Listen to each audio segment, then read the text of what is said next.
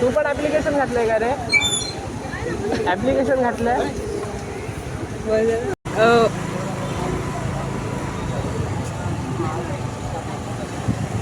काय रे सध्या आम्ही पणजीच्या डायरेक्ट सायन्सकडे असताना तुम्ही बघू शकता की 100 BSCच्या नर्सिंगच्या पोस्टासाठी करीब 5 ते 6,000 मुलगी सध्या लाईन असतात.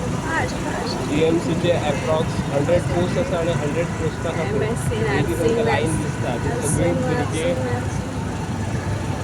वेटिंग असतात.